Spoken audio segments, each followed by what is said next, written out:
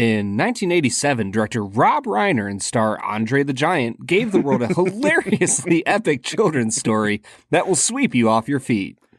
In 2022, we return to Ireland to try another in a long line of popular whiskeys. The film is The Princess Bride. The whiskey is Bushmills Red Bush. And we'll review them both. This is the Film and Whiskey Podcast.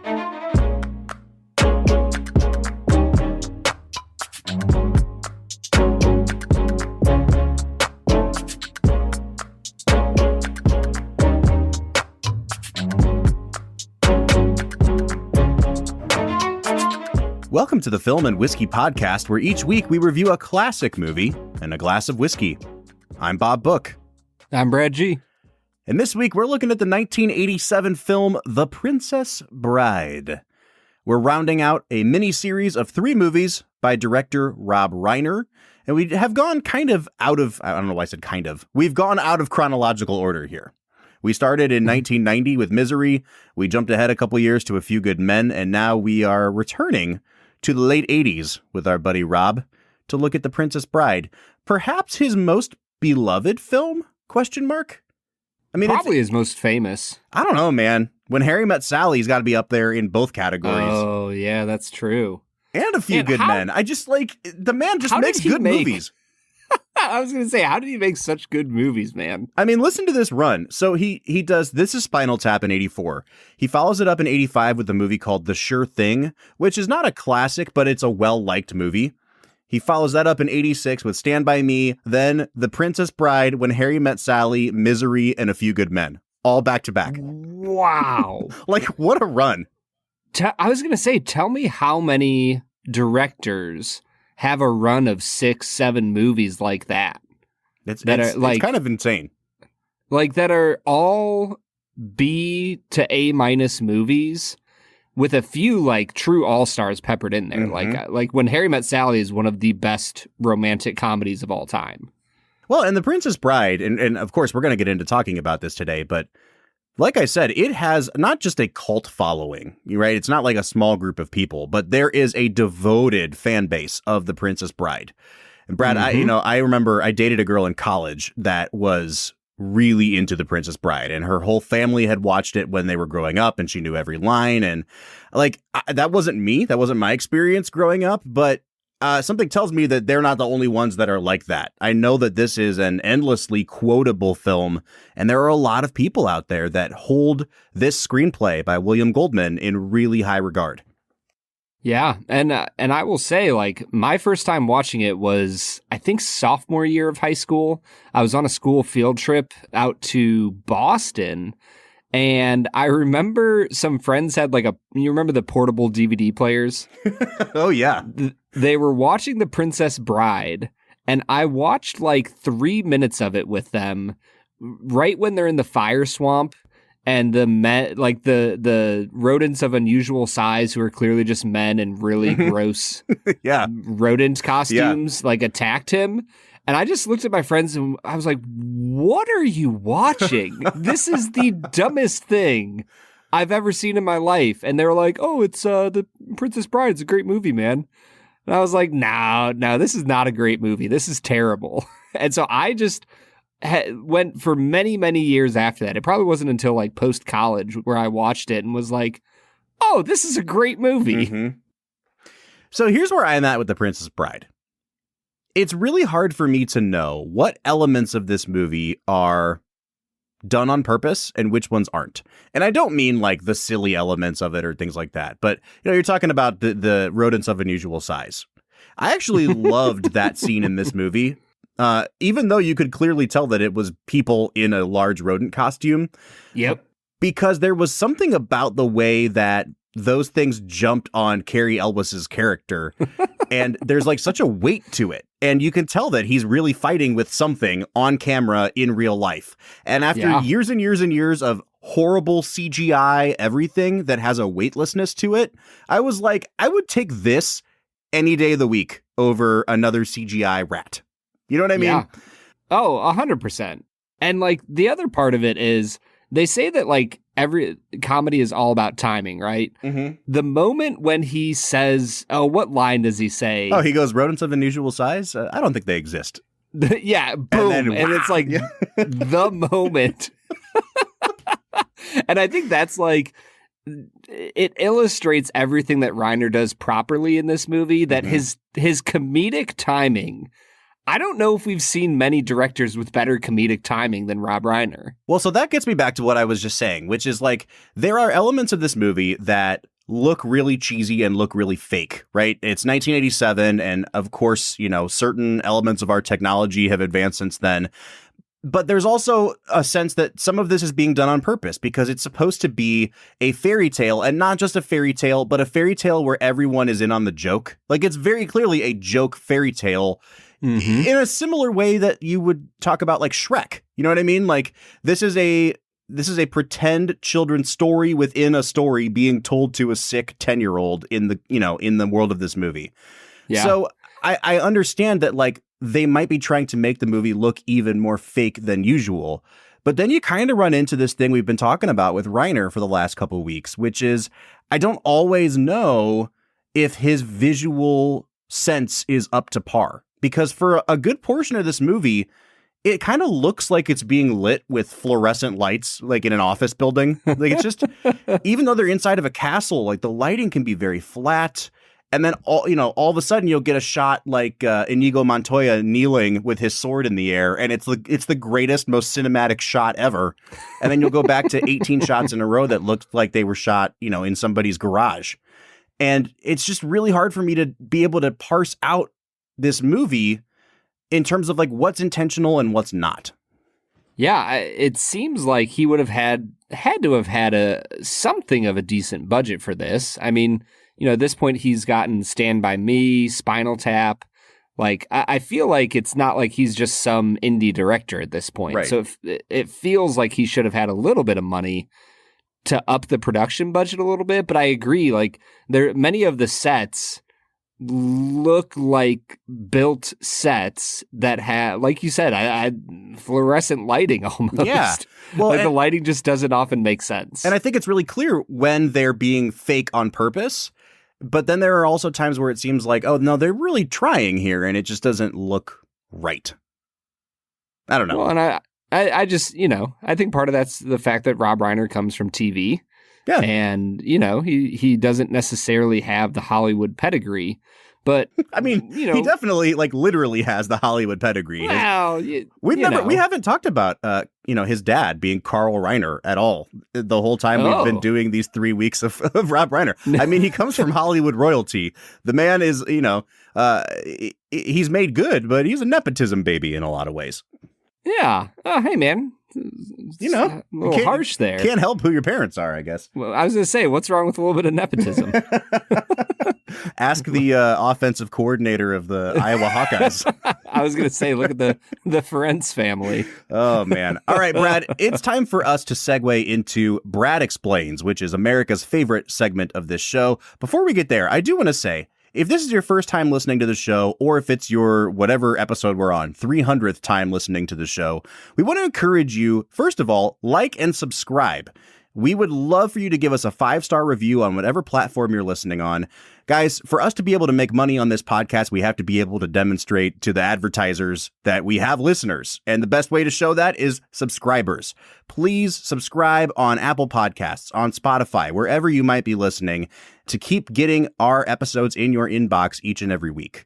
We also have a Patreon page, patreon.com/filmwhiskey, where you can subscribe to our podcast at 3 different tiers, $3, $5, and $7 a month. At each of those tiers, you get a lot of bonus perks, especially the $7 tier, where you get unedited episodes, where Brad and I get a little blue. You get episodes that are dedicated specifically to that group, so we make bonus episodes that just go to our $7 patrons. You also get access to a special Discord server that Brad and I are on every single day, talking with the members of Film and Whiskey Nation. So you can find all that and more at patreon.com/filmwhiskey. Bob, you keep using the word blue, and I don't think that word means what you think it means. Should I have said blue? There you go. Yeah. All right, let's get into Brad Explains. This is the part of the podcast where Brad breaks down the plot of the movie that he has just seen, often for the first time. This was not Brad's first time seeing The Princess Bride, which means these 60 seconds should be pretty easy for you to fit the plot into, Brad. You got a minute on the clock, and go. While Fred Savage lies in his bed sick at home, his grandfather comes to tell him a fairy tale to help keep his mind off of being sick. The story is about a farm boy who goes off to make a fortune to win his love. He is captured by a pirate. His love goes to marry the prince. The farm boy turned pirate comes back to rescue his princess in a series of daring adventures. And he eventually fights off death itself to make it back and rescue his true love. There you go. All right, Brad, where do you want to start today? Do you want to start with Rob Reiner? I feel like we've kind of already touched on Reiner a little bit. Do you want to keep going with Reiner? Do you want to jump into this screenplay? Do you want to start talking performances? I want to talk about the star of this movie. The one and only. Andre the Giant? Dude, it's not Andre the Giant. This is Andre Rene Roussimoff. Dude, I just, all I know about this man is that he might be the largest human being to live on this earth since Goliath in biblical times. And have you ever seen the picture of him holding a beer can? Yes. It is the most wild thing I've ever seen in my life.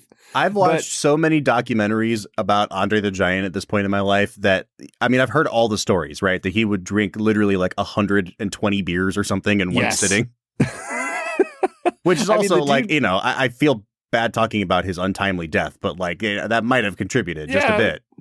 Probably not. No, come on. No, definitely not. I mean, the man was 7'4", 500 plus pounds. And I'm not going to lie, he and Mandy Patinkin might have the best chemistry of any duo in any movie we have ever watched. They're just wonderful. Like, I mean, here's the thing. I really feel like I'm going to be playing bad cop on this episode, and I don't mean to, because this movie is charming as hell, and I enjoy it so much. But of all the people you could have started talking about the performances with, Brad, you had to start with Andre the Giant, whom I love and who is incredibly endearing. Yes. But thank God for subtitles on Disney Plus streaming. Like even with the subtitles, I had to press pause and go back and listen again, because the man's grasp on the English language is just not sound and not very firm. And he's just really, he's not a good actor in the first place, which you could forgive because he's Andre the Giant. And where else are you going to get a 7'4", 500-pound person to act in your movie? But he can't deliver lines. Like, his mouth just won't make the words. No, they won't. And I think that's what makes him so perfect is the fact that Mandy Patinkin has such an endearing love for Andre the Giant. Like, I guess I should say Inigo and Fezzik have such a brotherhood and like a deep lasting connection that there's something about that makes Andre the Giant, like you said, he is charming and endearing, and his accent is so bad that I don't know if I ever fully picked up on the rhyming joke at the start of the movie, which is a major component of the movie. Like it comes back 3 times, I think. Yeah, and it's brilliant. Like, it is some of the best comedic writing and acting that I've ever seen, except for the part where, unless you have subtitles on. Yeah. Well, not the acting part, just the line delivery. Yeah, there's more to acting than just speaking, Bob. Yeah, man, I really struggle with Andre the Giant because, like you said, he and Mandy Patinkin have incredible chemistry. And the funny part of this movie is that certain actors have to take their roles seriously for the movie to work. Like, Mandy Patinkin has to play this completely straight. And even somebody like Chris Sarandon as, the evil prince, he's playing it seriously. Prince what, Bob? Prince Humperdinck. There we go. So he's playing it seriously, but he's also he's hamming it up on purpose, right? Like it is an over the top villain.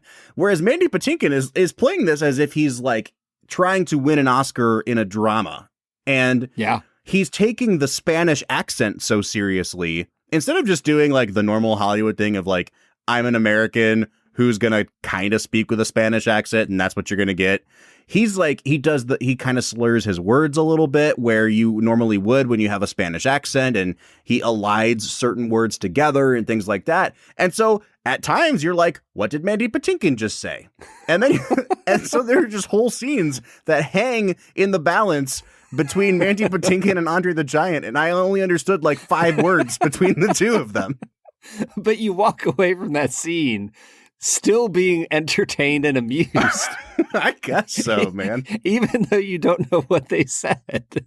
I think a fun way to do this, Brad, I'm looking through the cast list right now, and obviously there are certain people in this movie that pop up, like Billy Crystal and Carol Kane in extended cameos, Peter Cook as the clergyman, but there's really like 9 people in this movie that have speaking parts that are substantial, okay? So Cary Elwes, Robin Wright, Mandy Patinkin, Andre the Giant. You've got Chris Sarandon, Christopher Guest, Wallace Shawn, and then Fred Savage and Peter Falk.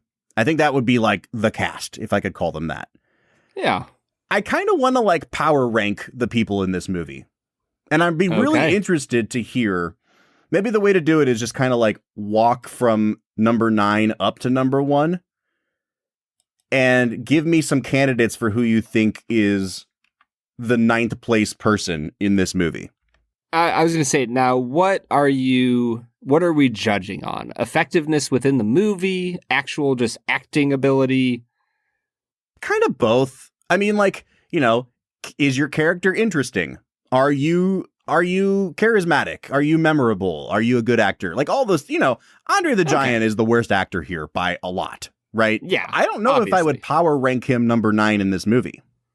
No, number 9. Number 9 is Cary Elwes. Oh no! I was going to say number 9 is Robin Wright, but I think she was going to be my number 8. This gets at the problem of movies like this, like Beauty and the Beast. We talked about this. Like Belle and the Beast are the 2 least interesting characters in that movie. The supporting roles are always more flashy and flamboyant and charismatic and memorable in movies like this. I think Cary Elwes is phenomenal, and he has to do a lot of physical comedy, especially at the end of the movie where he can't quite walk anymore. And it reminded me of a lot of the pratfalls that they made, like Neil Patrick Harris do on How I Met Your Mother. Yeah. There was a lot of that going on here. So he has like one foot in kind of like the classic vaudeville style of comedy. Robin Wright's character... You convinced me there. Robin Wright's at the bottom. Robin Wright has nothing to do in this movie. And she's a great actress, and I love her to death, but like, you could have put a cardboard cutout of a human being in her place and just voiced over like, no, Prince Humperdinck, and it would have had the same effect. And I feel like you could have done that, and people would be like, yeah, it's the Princess Bride. That's why it's so funny and brilliant.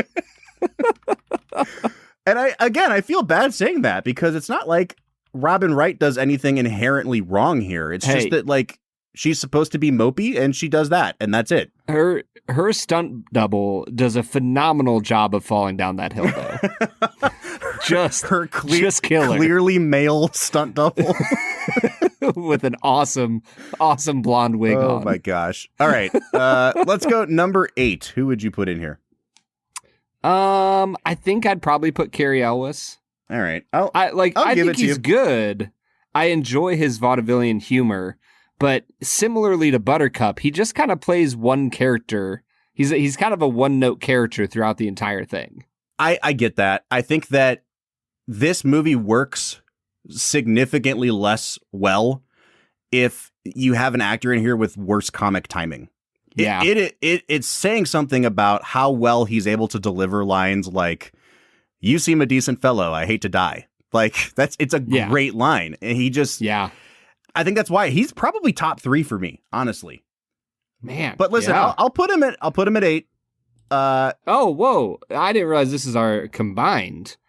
If you're putting him that high, well, who are you thinking in the 8 area? I don't know, man. I feel like everyone kind of like morphs together, and then there's a couple standouts, right? Like, I don't know. We could put Fred Savage at 8. Like, he doesn't really do much except sit in the bed. Yeah, that's fine. Fred Savage at 8. Fred Savage. So who do you got as 7? I don't know, man. How are you feeling about Peter Falk?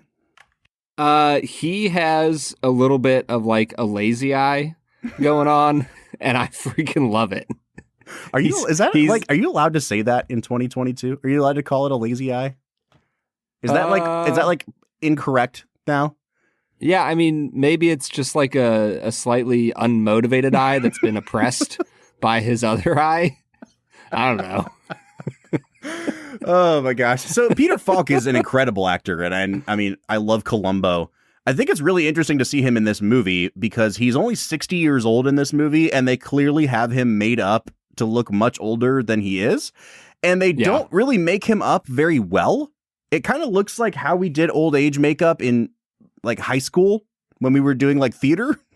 And they would just like draw lines on your forehead to make you look like you had deeper creases. And he's wearing this wig that is so clearly a wig. And that's one of the areas where I'm like, is this on purpose? Because this isn't the fairy tale part of the movie. Like, why is Peter Falk, who is 60 years old? I just don't get it. Yeah, I think that where he wins the day is like he's the most charming grandpa I think that has ever existed. Yeah. And he just has a way of interacting with Fred Savage that I think shows how important it is to have really experienced actors with child actors to help kind of draw a good performance out of them. Because I think that the scene, you know, there's only a few of them, but the scenes between Savage and Falk are really, actually really incredible. And it honestly makes me think about the way we've been scoring our directors. I feel like Reiner's highest category might end up be the way he works with actors. Because it just seems like he continues to get great performances out of people. All right, I will put Cary Elwes at 6 because I don't want to put him too high based on how you feel about him. If you will put Andre the Giant at 5. I'll put him at 5. All right. I think that's fair. All right, so that gives us 4 people to talk about here. We've got Wallace Shawn, we've got Christopher Guest, Chris Sarandon, and Mandy Patinkin. And I'm going to kind of go in the opposite order here, Brad, because I'm thinking about, this was going to be my big reveal. I think Christopher Guest might steal this whole movie. And I'm really surprised to say that because his character is like a nothing character. And he's kind of also hamming it up, but also not hamming it up. I don't know how to explain it. It's like if you took Jeremy Irons as Scar in The Lion King, but told him to do it as subdued as possible. So there are still elements of his character that are over the top and campy, but he does it in such a like restrained way. He never like gets very emotional throughout the movie. And when he's menacing, he's really menacing. And when he has a line that makes him look like a buffoon, he says it in such a straight way that it almost takes you a second. And I think honestly too, part of it is like he came up in A Few Good Men and we forgot to talk about him. Like he's in that movie for a hot second. And it's just so interesting to see, you know, Nigel from Spinal Tap show up in A Few Good Men and then show up in this movie and play 3 completely different characters that are so well constructed that you forget that it's Nigel from Spinal Tap. Yeah, I was going to say Christopher Guest was my number 2. He just has an incredible presence about him that even when he's next to, you know, Prince Humperdinck, it feels like he's the one who's really in control. Like he's the mastermind behind the whole situation. And I think it's because of what you said, that he is almost like clinically devoid of emotions. Yeah. Like he has this psychotic killer feel about him where you're like, but the fact that he's in a comedy and he's just interested in the science of pain and suffering, you're kind of like, he's like over the top evil, like clearly the most evil person out of everybody in this movie. And yet the way he delivers the line, fascinating, just as Cary Elwes is just screaming on the torture machine, just is brilliant. And so, yeah, I'm with you, man. I think Guest is a phenomenal part of this movie. So would Patinkin be your number one then? Dude, when his scene, when Guest stabs him a few times and like throws the knife into his gut, and he just slowly builds and builds and builds, I like got the freaking chills, man. when he tells him to beg, yes, he goes, beg for your life. He goes, anything, I'll give you money. I'll give you power, everything I have and more.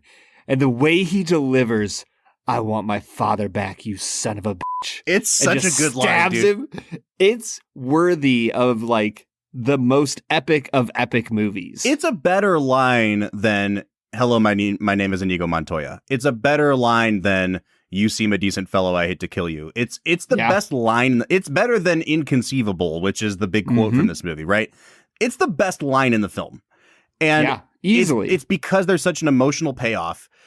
But it also makes me wonder if William Goldman is the one who wrote the son of a bitch line in A Few Good Men. Because remember, we talked about how even though that is a Sorkin script, Goldman came in and touched it up a little bit. Mm-hmm. And I thought my favorite line in A Few Good Men is when he says, "You're under arrest, you son of a bitch." Like, so maybe he just has the key to good lines and it's just ending it with "You're a son of a bitch." It seems like a pretty easy way to do it. For all you young screenwriters out there, take note. I do think that Patinkin also gets the second best line of the movie, which in my opinion is the best comedic line, when they're on the boat sailing across the sea of eels. And he looks back and he goes, "I wonder if they're using the same wind as us." Patinkin, the thing about Patinkin too is like underrated comic timing. And he has my favorite comedic moment of the whole movie where he's sword fighting with Cary Elwes. And then he's like, "Who are you?" Cary Elwes says, "No one of consequence." And he says, "I must know." And Elwes says, "Get used to disappointment." And just the way he goes, "Okay," and then starts fighting again. It is a perfect reaction shot. Like, it's just so good. You could not read the line "okay" better than that. No, it's absolutely perfect. And I think that it's for so many of these reasons that I think that Mandy Patinkin is easily the best. Like, Inigo is the best character and Patinkin is the best performance in this movie. That leaves us two people to talk about real quick. Wallace Shawn and Chris Sarandon. Let's get Wallace Shawn out of the way. And I don't mean to say it like that, but the reason you have Wallace Shawn in this movie is to be Wallace Shawn. And he is a brilliant writer and actor in many, many other films besides this one. He's in here to be like the stereotypical version of Wallace Shawn. It's almost like having Gilbert Gottfried in Aladdin. Yes. Like, he's just there to be Gilbert Gottfried. I was going to say, he feels a lot like Gilbert Gottfried. And it's just Wallace Shawn. Yeah. And that's what you need him to be in this movie. Kind of the same way Andre the Giant doesn't have enough grasp of the English language or acting capabilities to be anything more than Andre the Giant. Yeah. And he's perfect because of that. I will say, is this our second Wallace Shawn movie? Was he in Marriage Story? Oh, yeah. I forgot that he was in Marriage Story. There you go. Two Wallace Shawn movies down. There you go. It's also our second movie featuring Chris Sarandon. Do you remember the first? Ooh, Sarandon. What else? Man, I can't think of what he was in. He played Al Pacino's lover in Dog Day Afternoon. Oh, snap. Yes, that was Chris Sarandon. Wait, that was Chris Sarandon? Because he's on the phone in the barbershop talking to Pacino in the... Oh, that's Chris Sarandon. I did not know that. Right? Talk about two wildly different performances. And I think it really gets at how good of an actor Sarandon is and how versatile he is. Incredibly good looking guy, like really in control here. And he's doing a James Mason impression. You know, if you remember James Mason from North by Northwest, the bad guy in North by Northwest, he's doing James Mason and he kind of looks like James Mason. And so it works really, really well. I think he's fantastic in this movie. He's batting 1,000 every time he comes into the film. He's funny when he needs to be funny. He's a coward when he needs to be a coward. He's intimidating when he needs to be intimidating. And I think he's a great, you know, again, to go back to the Shrek comparison, they have Lithgow as Farquaad in that movie. And I think that he's doing his best Farquaad here, right? And perhaps even better than Lithgow. Yeah. My question would be, how much funnier would it have been if Wallace Shawn was Humperdinck? Because I feel like that's the better Farquaad comparison. Yeah, here. that's kind of true, actually. 5'1" Wallace Shawn out there doing his best. All right, man, I think we're in a good place to hit pause. We'll come back from the break. We'll talk about this, quote unquote, perfectly structured script, a little bit more on Rob Reiner, and then we'll get into our final scores. But first, let's try this Bushmills Red Bush. What do you say? Let's get to it. Film and Whiskey Nation, do you ever think about awards? Of course you do. You drink whiskey and watch movies, which means that you know that nothing is validated until a group of random people say, hey, we love what you're doing. The awesome thing about Doc Swinson's whiskey is that it isn't just some group of schlubs that are giving them awards. They have been winning attention from some of the most important whiskey experts that you can imagine. They've been voted best distillery in Washington State by the New York International Spirits Competition. They've been voted the best independent bottler by the Ascot Awards, as well as the best finished bourbon from the Ascot Awards for their La Menta Exploratory Cask. Their Exploratory Cask series is where they release some of the most fascinating and adventurous experiments. If you're ever checking out Doc's lineup and see a white label, there's a really good chance that that's the only time you'll see that bottle, so make sure you snatch it up. Doc Swinson's has been offering just phenomenal finished and blended whiskeys for quite some time now. You can find them online at docswhiskey.com. That's DOCS whiskey.com.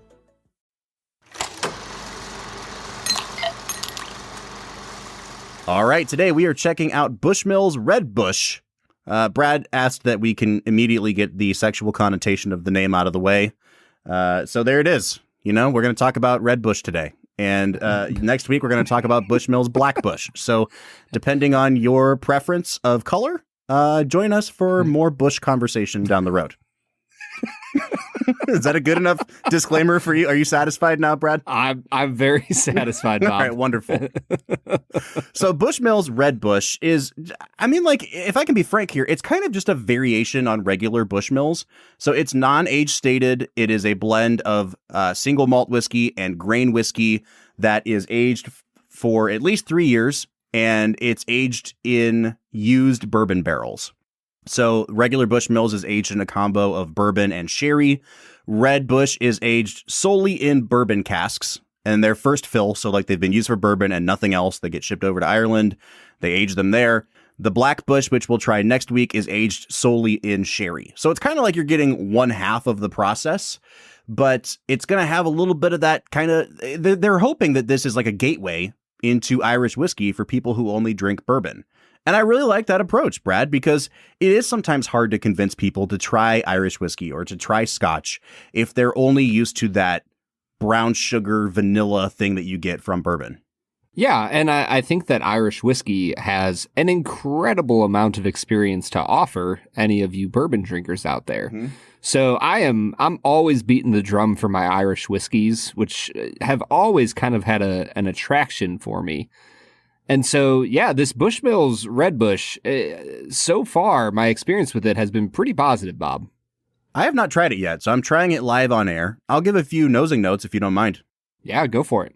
So, like a lot of Irish whiskeys, I'm getting a ton of melon on this. I think it's like a lot of honeydew. There's actually a little bit of tropical, like pineapple for me as well. But more than anything, it smells like orange juice to me, like fresh squeezed orange juice, almost like a... like a mimosa. Like it has a little bit of that like champagne-y thing going on too. I will say, Brad, that after sitting with this for a couple minutes, there is a really, really faint, almost vinegary note for me. And it kind of smells like a can of pickled beets, which is not a food that I'm a huge fan of. And it's just like a little wisp of it underneath everything else. So it's really nice. It's like pineapple and orange juice, and I'm digging it. And then there's just a little bit of beet. And then I get reminded of Dwight Schrute, which is not what I want to be thinking about when I'm drinking whiskey. So I'm kind of torn about this one. Man, what kind of score would you give it? I think I'd still give it like a 7.5, but it was approaching like an 8.5 before. Okay.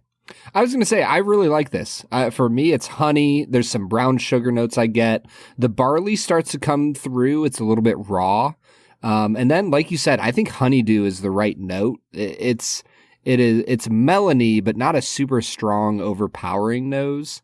I gave it an 8 out of 10 on the nose. I think it's pleasant, but I'm curious to see where it goes, especially after last week drinking their regular offering and really feeling like it was like kind of a white wine feel. I'm curious to see how much more bourbony or even more like classic Irish whiskey this one will come out to be. Yeah, for me, I just took a sip as you were talking, Brad, and this one still has a lot of that white wine character, but this time around it is like a really dry sparkling wine for me. Like it reminds me of champagne when I drink it.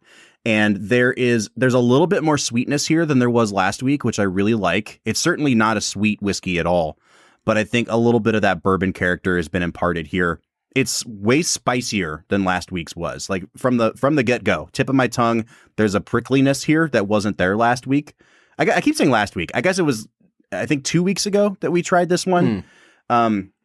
So anyway, you know what I mean. But I get a lot of citrus peel on this, Brad. There's like a grapefruit character to this on the back for me too. It's not like all of the bitterness that you get with grapefruit, but it does remind me of drinking orange juice or drinking grapefruit juice to go along with that kind of champagne thing. I guess I just have mimosas on my mind right now, but this tastes like the whiskey equivalent of a mimosa to me. Yeah, for me, it was like honey drizzled over a grapefruit with like a little bit of a mint sprig kind of like put on the side, but like crushed a little bit so you smell it. Yeah. Like that is what I got on the palate here. It's a little bit of a refreshing mint, but then all sorts of honey mixed with grapefruit. And then it kind of dries out by the end of it and hits a few of those white wine notes that we'd been talking about with our last iteration of Bushmills. Bob, I really like this a lot. I think I'm going to stay like right at an 8 because this is really solid whiskey. I'm going to give it an 8 on the taste as well. And same on finish because what's the word, Brad? It's not bitter. I guess it is kind of bitter in that citrus fruit way. It has that grapefruit character to it. And it really does remind me of toasting someone on New Year's with a glass of champagne. But I don't like champagne that much. And I would much rather have this in a glass to toast somebody with on New Year's. It's really, really good. It's light. It's bubbly. It has a sort of effervescence to it. I'm really shocked that this is coming out of bourbon barrels because it doesn't really remind me of bourbon at all. It reminds me of drinking, a screwdriver or a mimosa or something with orange and champagne in it. I'm a big fan. I'm going to give it an 8 on the finish. Yeah, I think I'll come down a tiny bit on the finish just to say that it doesn't last very long and there's not quite enough of a lingering palate that like really makes me in love with it. But I'm right there with you, man. It has all of the notes we've been talking about so far. The citrus, a little bit of honey to finish. It gets a little bit more oaky at the end, but not enough to sour it. So yeah, 7.5 on the finish. I'll give it an 8.5 on balance, Bob. I think I'll do. I think I'll do the same. Go ahead and finish your thought. I'm sorry. No, you're good. I just think that balance wise, you get what you are expecting throughout the entire drink.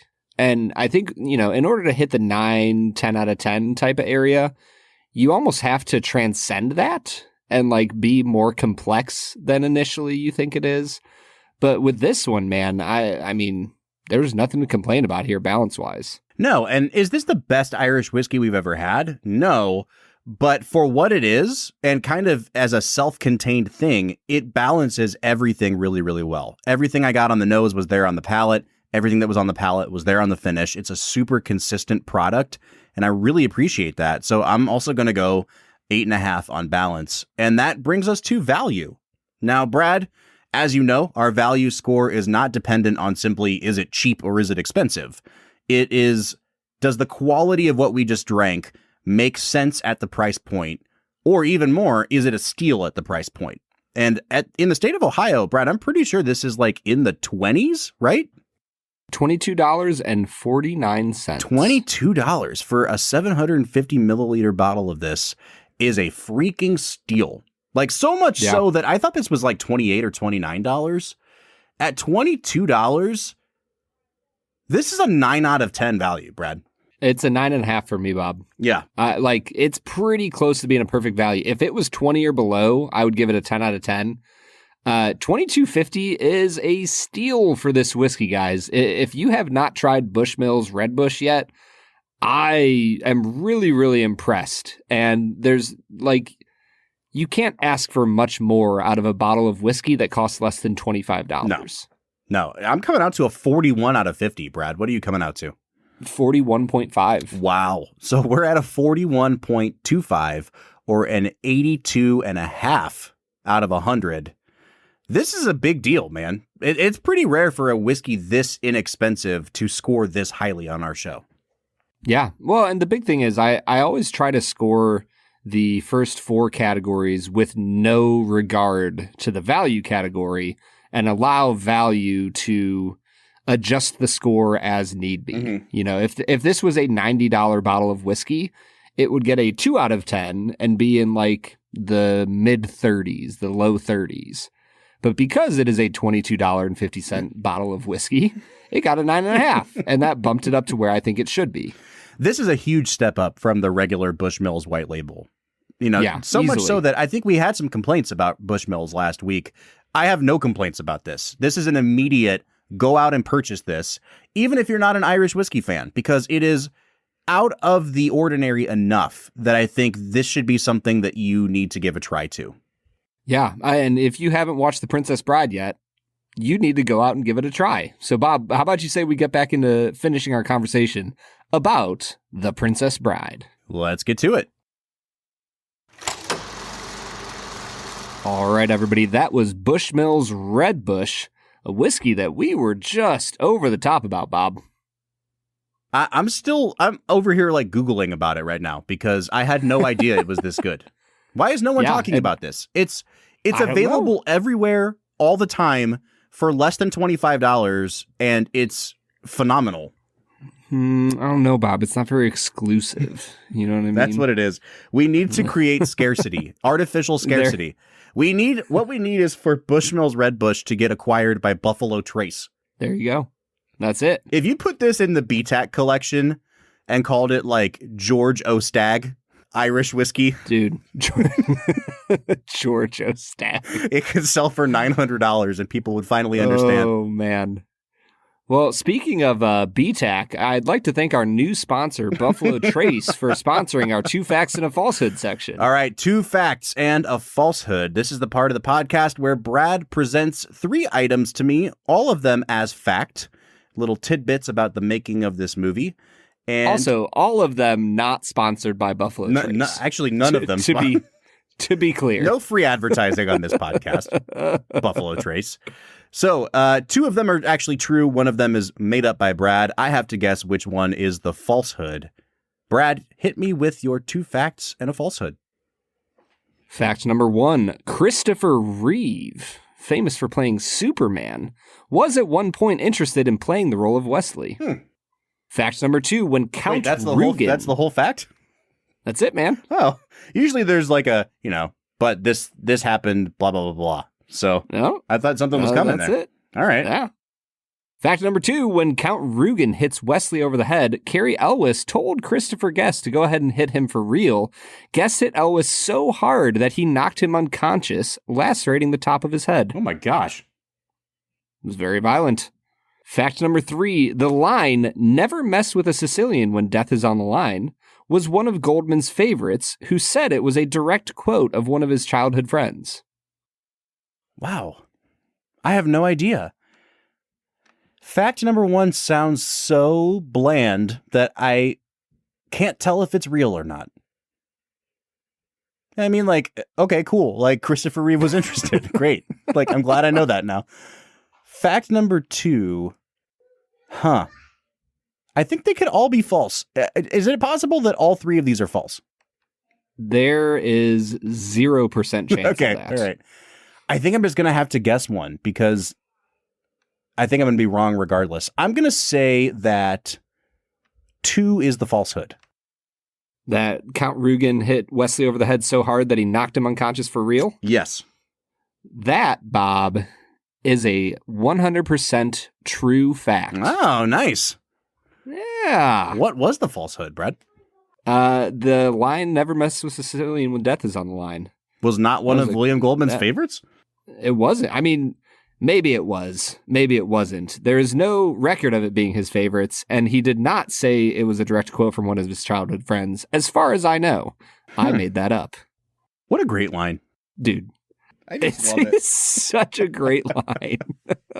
All right, so I'm taking the L this week. I'm okay with that because I'm still way above 500 on the year.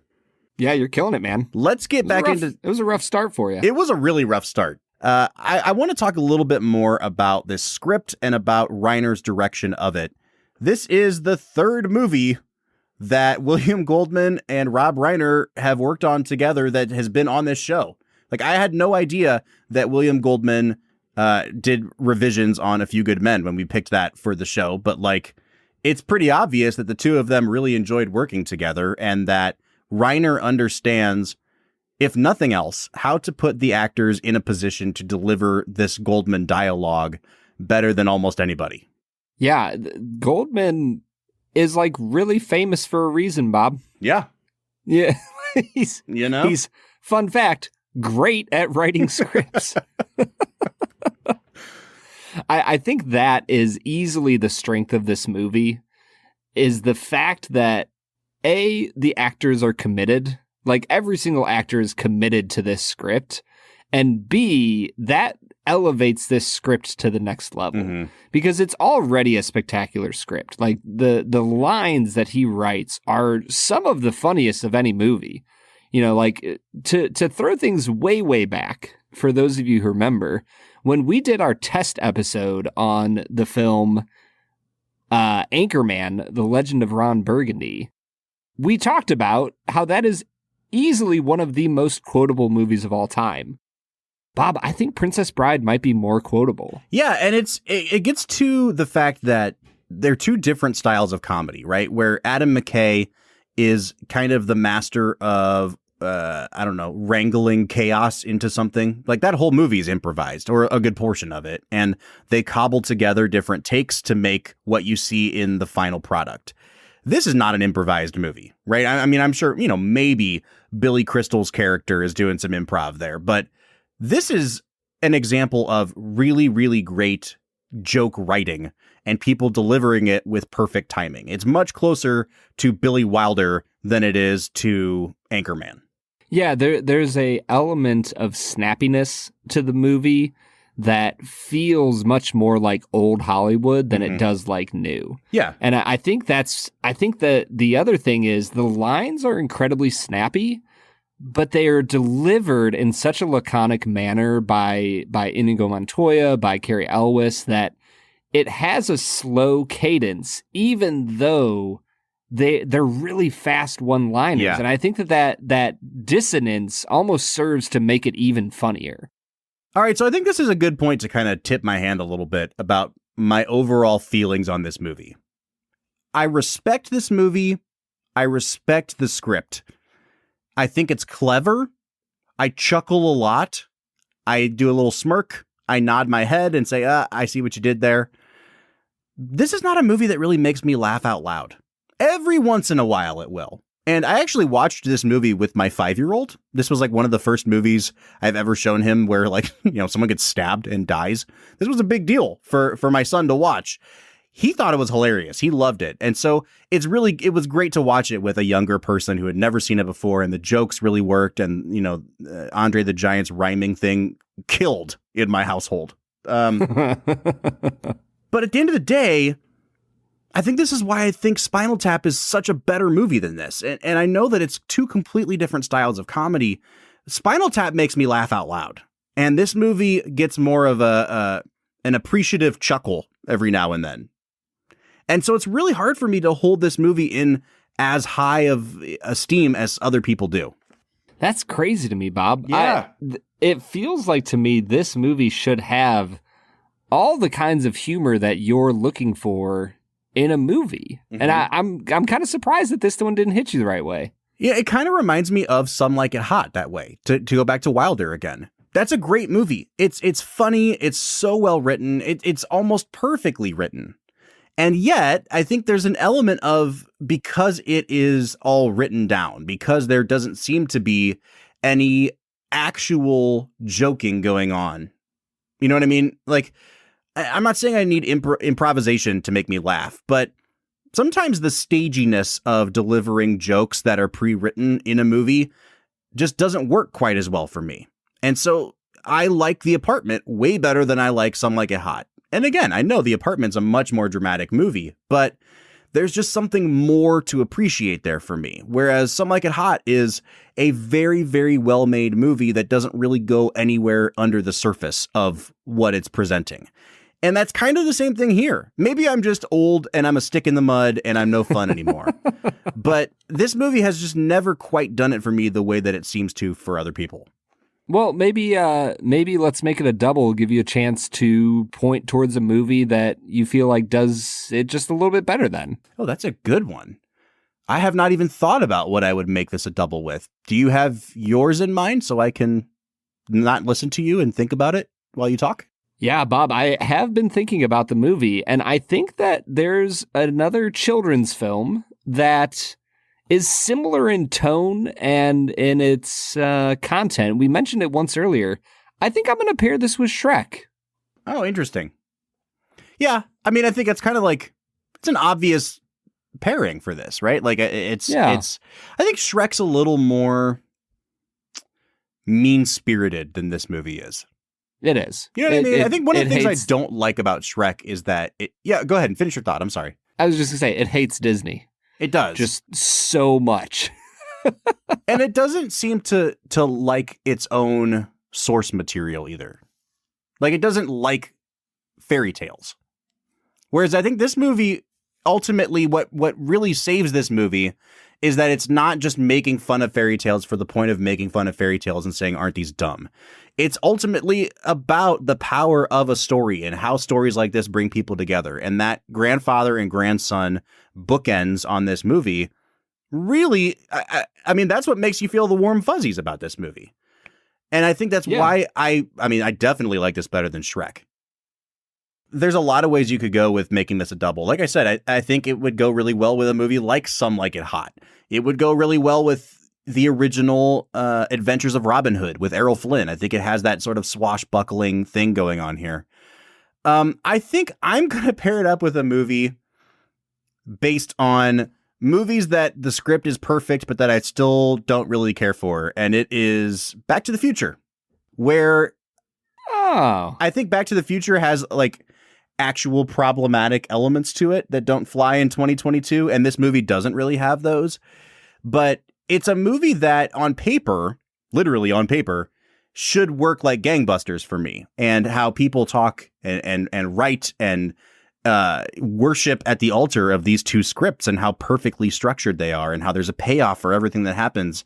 And yet, even though it's perfectly structured, I still don't think it's anywhere near approaching a perfect movie. Both really enjoyable, both, entertaining on surface level, but, or we could just call it the double of movies that everyone else on Earth likes that Bob doesn't care for. And here's why Bob's wrong. And you could have a double feature of those. So there you go. I'm going to go Princess Bride and Back to the Future. Sounds good, man. Bob, I've been thinking about this. We'll make it a double. For a while now. I think I'm going to compare this and pair it up with a movie called Stardust. Have you ever seen Stardust, Bob? I have not ever seen Stardust, Bob. Yeah, it came out in 2007. It's an action-adventure movie about a young man who promises the woman that he loves that he will go retrieve a fallen star. And he goes forth into this magical realm and goes on a grand adventure to find it, and he learns a little bit about himself. And honestly, I think it's almost like the movie version of what happens to Wesley in between him leaving Buttercup and coming back to Buttercup. Interesting. So I'm a big fan. I think it's a good pairing for The Princess Bride. All right, Brad. It is time for us to give final scores on this movie. I'll go first since I just said that This is not my favorite film. I think, again, on paper, this is like an 8.5, 9 out of 10. But it just doesn't. It's one of those movies where I watch it, I smile, I say, that was cute, that was well made, and then I forget about it. And it just doesn't have the staying power in my own mind that it seems to have for other people. I'm going to give it a 7.5 out of 10. I think it's competently directed. It has a brilliant screenplay. I think a lot of the people in it have insane comic timing. But, like, am I wanting to put this on every day? Not really. So for me, I think just my own personal enjoyment of it, it's a 7.5 out of 10. Yeah, Bob, I think that the difference between you and I on this movie is that everything worked for me in this film. Mm-hmm. Like, it's nothing more than it tries to be, but it is perfect at what it tries to be. And so for me, I'm going to give it an 8.5 out of 10. I think it's one of the funnier movies we've ever had on the podcast. And I think that Patinkin's performance single-handedly bumps this up at least a half a point. For sure. For sure. All right, so there you have it. We are coming out to an 8 out of 10 on average, but we'd like to know what you think. Is this one of those movies that you've watched ever since you were a kid and you hold it very near and dear to your heart? Is this a movie that doesn't work for you? Kind of like with me. You can let us know on our social media accounts, Facebook, Twitter, Instagram, or TikTok at Film Whiskey. Or you can jump onto our Discord. We are on there every single day talking to you guys, the listeners of the Film and Whiskey podcast. So if you want to join the conversation, you can check out a link to the Discord at the end of every one of our show notes. All right, next week we are visiting one of the most famous, most highly regarded directors of all time, David Lean, and we're kicking it off with a movie that is considered one of the best ever made, 1962's Lawrence of Arabia. Brad, we're taking a very, very hard turn from Rob Reiner into David Lean. Yeah, and I'm incredibly excited for it. We'll be back next week with Lawrence of Arabia, but until then, I'm Bob Book. I'm Brad G. And we'll see you next time.